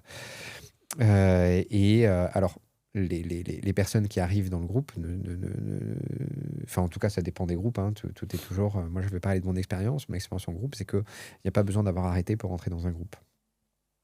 Ce que je demande, ce qu'on peut demander pour rentrer dans un groupe, c'est d'avoir l'envie de changer. Voilà. Après, envie de changer, ça présume pas d'ailleurs. Il y a des personnes qui viennent parce qu'elles ont envie de changer, mais elles n'ont pas forcément envie d'arrêter complètement, etc., etc. Et dans le groupe, elles vont aussi faire ce cheminement de qu'est-ce que ça veut dire, arrêter, pourquoi, comment, et donc retraverser aussi un certain nombre de problématiques de cet ordre-là. Et donc, je pense qu'il y a des personnes qui s'améliorent, mais ça dépend ce qu'on prend comme indicateur. Si on prend comme indicateur, est-ce que l'indicateur, c'est arrêter de consommer? Il y en a certains, oui, et d'autres, pas forcément. Il y en a qui vont consommer moins, il y en a qui vont réussir à reprendre le contrôle de leur vie, on pourrait dire, sans pour autant arrêter complètement. Et en fait, c'est le seuil de souffrance qui va changer. Voilà. Et ça, je pense que pour ça, le groupe, il est vraiment central, et c'est vraiment un outil qui aide les personnes à pouvoir diminuer la souffrance qui est inhérente à leur situation. Et donc pour toi, en fait, c'est limite plus important qu'ils parlent à des gens et qu'ils aient ce groupe que le fait qu'ils arrêtent définitivement. Je veux dire, ton enjeu n'est pas nécessairement qu'ils arrêtent complètement. Ton enjeu, c'est juste qu'en se redéfinissant cette image plus, entre guillemets, plus saine et plus ouverte, leur souffrance en diminue, espérons. Donc ton objectif en tant que psychologue dans ces groupes, pas nécessairement qu'ils se sauvent complètement, mais qu'ils arrivent à vivre correctement. Qu'à travers l'expérience du groupe, ils puissent découvrir un certain nombre de choses sur eux-mêmes. Et de fait, sur eux-mêmes et par rapport à l'addiction, etc. Mhm. Et de fait, un certain nombre arrêtent de consommer, voilà, et d'autres diminuent, voilà, beaucoup. Mais en tout cas, je pense que c'est plus intéressant de ne pas fixer l'objectif qui serait un objectif. Il faut que vous deveniez abstinent. Voilà. C'est pas ça l'objectif du groupe, mais c'est de faire l'expérience du groupe. Et faire l'expérience du groupe, c'est déjà quand même pas rien. Ouais, c'est quand même assez différent du travail d'un addictologue pur, on va dire, ton truc. Oui, C'est parce pas que comme aller voir un hypnothérapeute pour qu'il oui, oui, oui, t'amène à oui. arrêter de fumer, quoi, on va Oui, dire. oui, oui, c'est ça. Mais enfin, après, moi, c'est ma conception de ça, mais aussi parce que j'ai quand même beaucoup, beaucoup travaillé. Et moi, j'ai commencé ma carrière en mettant toute mon énergie pour convaincre les gens d'arrêter de consommer. Et j'y mettais beaucoup, beaucoup d'énergie pour des résultats qui n'étaient pas si satisfaisants que ça.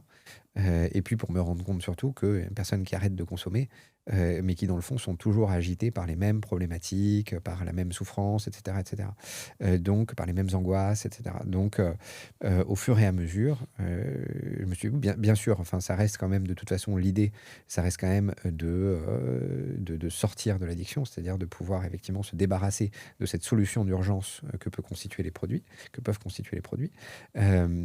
Donc évidemment, ça reste quand même, il y a ce versant comportemental, il reste important, mais il me semble que notre travail s'arrête pas là et que à travers la psychothérapie, que ce soit individuel ou en groupe, l'objectif c'est aussi de pouvoir toucher à quelque chose du remaniement du sujet, quoi, du fonctionnement du sujet. Alors, j'ai une question, Joe. Euh, J'en parlais à mon psy, parce que moi-même, je suis en thérapie depuis, je sais pas, peut-être mes 18 ou 19 ans, donc ça fait un bail Ouais, quand même. ouais. Et j'en parlais donc à Jérôme. Bonjour Jérôme. Et je lui disais, mais est-ce que tout le monde est addict, quoi? Comment ça se passe? Que là, on parle spécifiquement de gens donc c'est devenu trop compliqué pour survivre dans l'existence qu'ils ont à un moment T. Mais il me disait, écoute Romain, les Indiens, tous les peuples, l'ayahuasca, les grands-mères qui se font leur verre de pinard, les gens sous médicaments. Il me disait, c'est très compliqué de trouver des gens qui passent sous quelque chose, en fait. Euh, Parce que là, on parle du sujet de l'addiction comme si c'était ciblé sur des êtres qui ont une défaillance trop Ouais, profonde pour pouvoir vivre. ouais, Mais en fait, il y a addict fonctionnel, pas fonctionnel, mais la simple souffrance de l'existence, que être ouais, vivant, c'est-à-dire que tu vas mourir, ouais, et il y a quand même tout un tas d'angoisses sur le ouais, vieillissement, je suis ouais, triste dans mon ouais, mariage, ouais, nanana, ouais, où l'humanité a quand même toujours trouvé des solutions dans le fait ouais. de s'échapper d'une manière ou d'une autre. Il faut, Ouais, ouais, il faut quand même que je le cite une fois. Freud appelait ça c'est dans les années 1930 où il parle du malaise dans la civilisation, donc bon, de toute la question de l'être humain dans la culture, la naissance de la culture, etc. Et il fait référence à tous les produits en appelant ça les briseurs de soucis. Bon, ça veut dire ce que ça veut dire, c'est-à-dire effectivement de toute façon ça va avec en fait la civilisation. Donc évidemment, on a toujours eu, enfin l'humain a toujours eu recours à des substances psychoactives qui lécher des modifient, grenouilles, quoi. ouais, exactement, qui ne l'a pas fait. Ça existe vraiment, il y a des grenouilles un peu vénéneuses, Ouais, genre au Mexique et tout, et en fait tu ouais, les lèches et elles ont une sorte de produit qui ressemble un peu à du LSD, et t'as ouais. des gens qui font ça. Ouais. Alors j'ai vu passer des choses. Les grands mammifères marins, les dauphins, se défoncent aussi à l'occasion en jouant avec des poissons qui libèrent en fait une substance psychoactive, et donc les dauphins jouent avec pour pouvoir se défoncer un peu. J'ai vu que des singes consommaient des Voilà. produits un peu Les, pourris ouais, qui les singes, créaient ouais. de Ouais, l'alcool en... Ouais. les singes. Donc en fait, cette idée de transformer notre expérience du monde, effectivement, ça dépasse même la question de l'être humain, et ça touche, à mon avis, le vivant, quoi. Mais, et donc, bien sûr, je pense que la question, et moi, ce dont je parle, c'est aussi les personnes pour qui la consommation de produits a dégénéré en addiction vraiment constituée, et donc vraiment dans un truc qui prend des proportions. Enfin, moi, je vois aussi beaucoup d'addicts à l'hôpital, donc bon, c'est quand même des situations qui sont les plus importantes. Mais avec cette idée, effectivement, comment dire, le produit devient indispensable à la vie. Et donc ça, c'est pas pour tout le monde. On peut consommer plein de produits, on peut consommer à l'occasion, etc., sans que pour autant on expérimente l'addiction au sens de vraiment ce truc où le registre du besoin prend la place du registre du plaisir, quoi. Et tu as vu tout type de gens, tous âges, toutes catégories socio-professionnelles? C'est un truc qui touche tout le monde ou tu as vu des... Ouais, ça touche tout le monde. ok. Tout le monde. Ce qui est rassurant pour les gens qui regardent, parce qu'on a souvent l'impression que du coup la clochardisation, les pauvres, les machins, on a l'impression que ça touche les couches les plus basses. Mais... Ça fait partie des représentations les plus couramment Ouais. admises et qui sont largement partagées, effectivement, dans la société, de manière dans le monde C'est extérieur. juste qu'il y en a qui ont un peu plus les moyens de se cacher, on va dire peut-être. Oui, c'est ça. Oui, c'est ça. Et puis on peut toujours trouver d'ailleurs, il y a plein de personnes qui sont en grande difficulté avec les produits, mais qui vont toujours pouvoir se rassurer par le fait que, oui, mais en même temps, moi, je bois que du whisky. J'ai rencontré une patiente comme ça il y a très longtemps, mais ça m'est resté, qui avait au moins 70-75 ans. Une famille qui me disait, pas de problème, parce que je ne bois que du champagne. Alors, c'était plusieurs bouteilles par jour, donc, mais c'était que du champagne. Donc, C'est drôle. Voilà, donc du coup, non, parce que la dépendance, ça ne peut toucher que le SDF, le milieu social, etc. Bah non, en fait, ça peut toucher tout le monde. Ouais, il faut que ce soit de la piquette pour que ce soit de la dépendance, quoi. Exactement. C'est marrant. Ouais. Tout à l'heure, avec Marie, on parlait de l'identité, du sens, de la souffrance. Elle est partie, en Martinique, faire un projet. Parce qu'elle a un grand-père martiniquais qu'elle n'avait pas très bien connu, qui avait pas mal d'enfants non reconnus, etc. Et du coup, j'en suis arrivé à parler de Jonathan et de Manu, qui sont, pour les spectateurs, plus ou moins 2 amis de notre groupe qui sont morts jeunes. Mais de mon point de vue, c'est des trucs que nous, on était capable de voir, moi personnellement, en réfléchissant. C'est des trucs que je sens qui étaient capables d'identifier. C'est-à-dire, Manu buvait quand même beaucoup, aux soirées jusqu'à blackout. Je crois que la première soirée chez moi, Jonathan a fait un coma éthylique, j'ai fait un coma éthylique et Manu était pas loin du coma éthylique. Et déjà, c'était peut-être... et c'était en seconde. Je sais pas si tu te rappelles de cette soirée. Absolument. Ouais. C'était en seconde et c'était notre premier rapport à une grosse soirée, parce qu'en plus, c'était une soirée que j'avais organisée avec beaucoup d'autres gens que notre groupe. Tu vois, il y avait Maëva, Julie, etc. Absolument, je me souviens de cette soirée. Très bien. Et c'est la soirée où 3 d'entre nous ont perdu connaissance. Tu vois. Et on l'a vu tout de suite, en fait. Dès cette première soirée, tu voyais les gens qui allaient bien et les gens qui allaient pas bien. Et en fait, en y repensant, en écrivant le livre et tout, j'ai fait « Ah putain, c'était visible, en fait. » Tu vois. Ouais, c'est vrai. Du coup, d'où ma question. Tu disais qu'effectivement, il y avait des failles familiales qui faisaient qu'on en arrivait à l'adolescence, à l'addiction. Qu'est-ce qui est la part de trauma pur, compliqué, parce qu'il y a des familles plus ou moins fonctionnelles. Et il y a des familles très dysfonctionnelles. La mienne était très dysfonctionnelle. Mais tu disais que ce n'était pas nécessairement des traumas qui fabriquaient les gens avec des addictions, mais peut-être parfois des comportements plus subtils. Qu'est-ce qui fait que c'est un trauma ou pas un trauma déjà? Comment ça se définit un trauma? Parce que tout le monde perçoit les choses différemment, j'entends, tu vois. Qu'il y a des niveaux de souffrance plus élevés chez des êtres plus sensibles par rapport à des sujets qui étaient un peu plus... un peu moins brutaux et peut-être un peu plus cachés, enfouis, moins brusques, moins visibles. Mais qu'est-ce qui fait que c'est un trauma ou pas un trauma au final? Et du coup, est-ce que c'est forcément ces traumas qui provoquent les addictions ou non? Alors effectivement, il y a les situations que tu décris qui sont les situations dans lesquelles là, la question traumatique, elle est complètement évidente.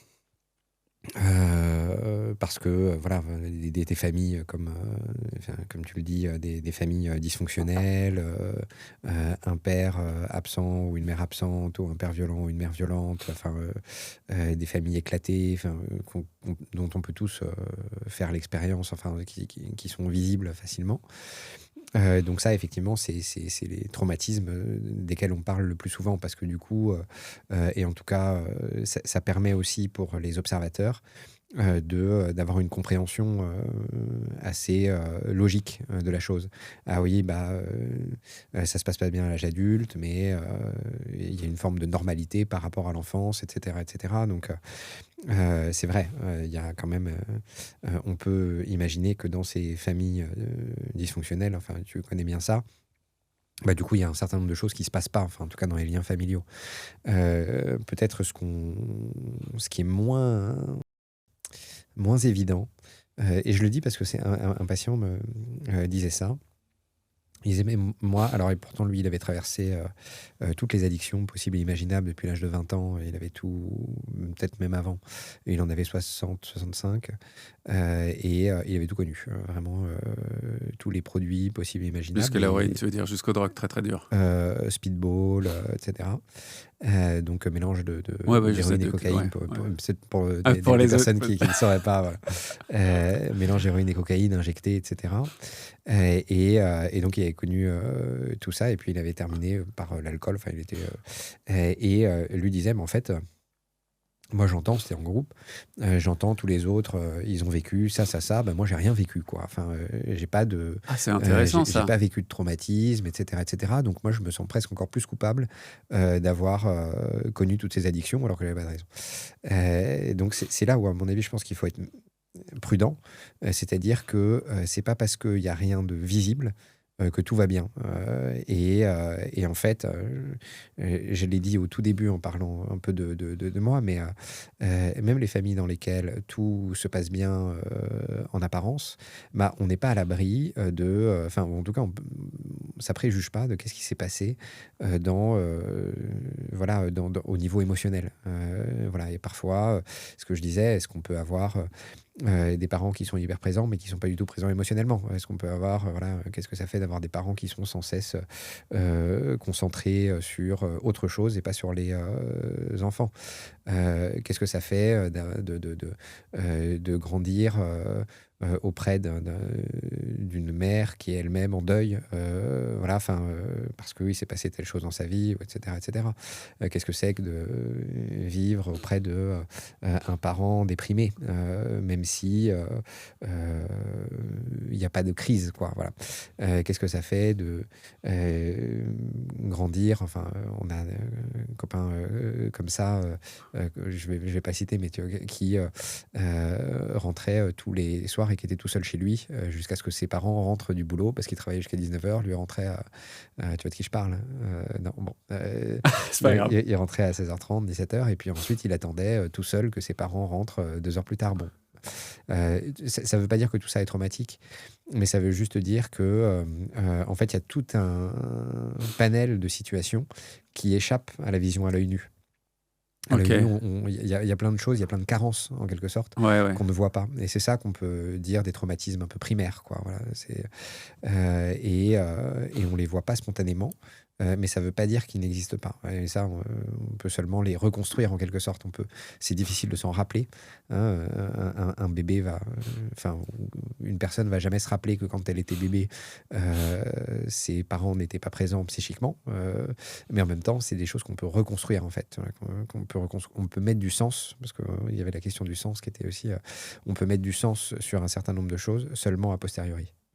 Voilà, mais donc évidemment, c'est sûr que quand on a des traumas massifs pendant l'enfance et des familles qui sont complètement dysfonctionnelles, effectivement, il y a plus on va dire, ça fait plus terrain propice, quoi, spontanément, à la souffrance ultérieure, alors que ce soit addictive ou autre, hein, mais Mais c'est pas plus déterminant que des choses moins évidentes, c'est ça que tu veux dire?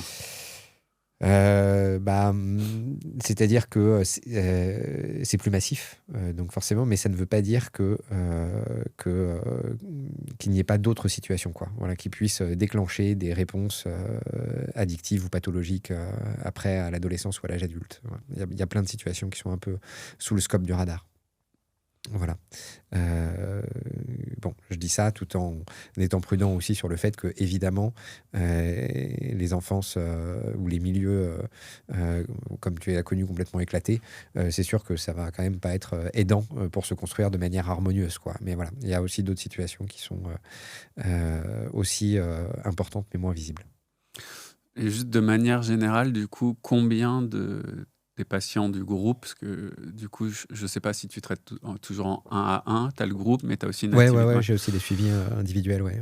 Combien de patients addicts que tu reçois sur 100%, disons, même si c'est chiant de faire des moyennes, mais c'est pour les gens qu'ils aient une idée de est-ce que c'est faisable de surmonter ces addictions, même si tu expliquais que ce n'était pas forcément arrivé à zéro. Ouais. Combien de pourcentage de gens qui font la démarche arrivent vraiment à... Ouais, c'est très compliqué de répondre à cette question parce qu'en fait, ça dépend beaucoup aussi des parcours des personnes. En fait, les parcours sont tellement individuels que moi, j'aime pas trop donner des statistiques parce que voilà. Mais il y a des personnes qui peuvent s'arrêter comme ça très spontanément et qui assez rapidement en fait vont voir un psy et puis d'un coup hop rentrent dans ce processus de transformation et puis ça se passe bien et ça se passe voilà de manière fluide. Il y a certaines personnes pour lesquelles ça prend beaucoup plus de temps parce qu'il faut qu'il y ait tout un travail préalable qui se fasse, etc., mais qui finissent par arriver à se dégager des addictions. Donc en tout cas, c'est ce qui est sûr. Enfin en tout cas, je pense que c'est un message qu'on peut donner, c'est qu'on peut se dégager des addictions. D'ailleurs, tu le disais, en prenant ton exemple personnel, puisque tu en parlais, voilà, on peut se dégager des addictions, il n'y a pas du tout de fatalité. Mais par contre, les parcours sont très individuels, sont très singuliers, et donc ça dépend de beaucoup. Moi, je travaille aussi beaucoup à l'hôpital avec des pères aidants qu'on appelle les patients experts, et qui témoignent aussi de leur parcours, à la fois dans l'addiction et dans le rétablissement, qui sont rétablis, en tout cas qui sont non consommateurs pour le coup, abstinents, depuis au moins 2 ans, parfois 10, 15, 20 ans, etc. Et donc qui témoignent aussi de la diversité des parcours qui peut y avoir, mais qui témoignent aussi du fait que c'est toujours possible de se dégager des addictions. Ça prend plus ou moins de temps. Il y en a qui ont besoin d'une hospitalisation, il y en a qui ont besoin de 0 hospitalisation, il y en a qui ont besoin de 5 hospitalisations ou 10 hospitalisations. C'est impossible à prévoir. Mais à mon avis, tant que la personne est dans une optique de changement et dans un désir de changer l'équilibre dans lequel il est, un désir authentique, j'entends. C'est ça qu'on travaille aussi en grande partie dans les suivis. Tant que ce désir, il est là, bah, en fait, il n'y a pas de fatalité. J'ai une dernière question.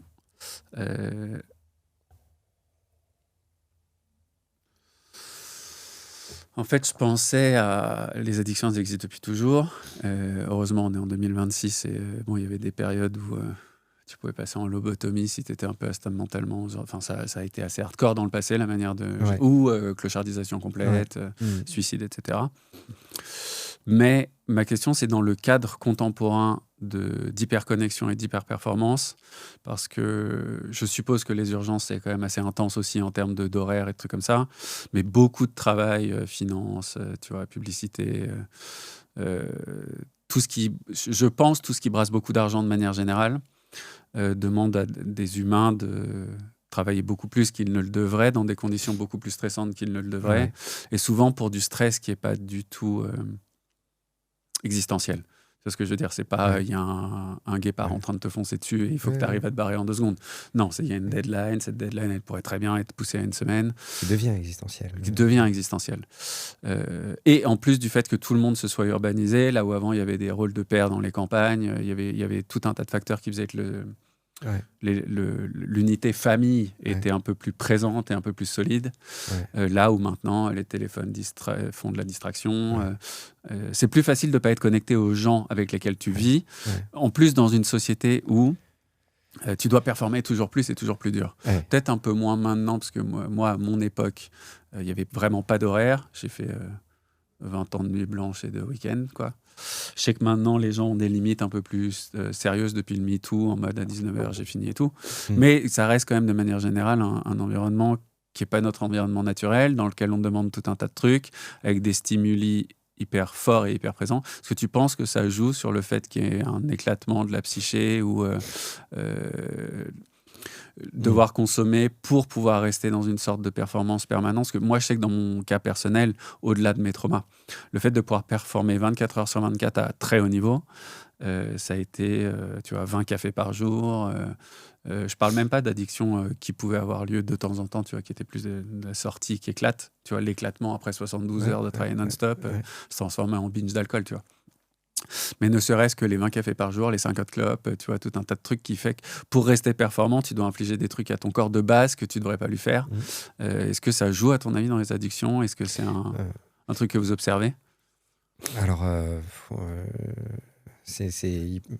merci d'amener ce sujet, parce que je pense effectivement que la question sociale, elle est très difficile à isoler. Enfin, en tout cas, il est très difficile d'isoler la psychopathologie, et notamment l'addiction, mais c'est le cas pour toute la psychopathologie, de l'environnement et de la société dans laquelle on vit. On sait que la psychopathologie, elle évolue aussi en fonction des sociétés. Et donc, aujourd'hui, certains utilisent le terme de société addictogène, quoi.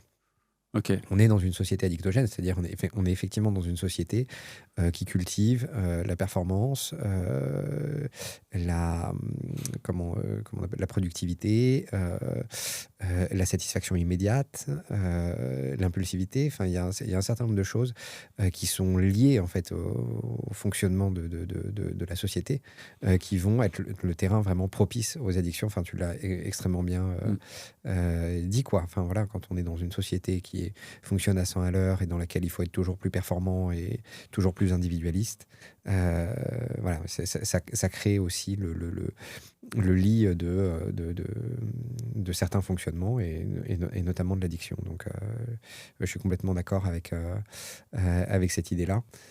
Et le fait que il y a tous les facteurs plutôt, on va dire, individuels qu'on a largement évoqués.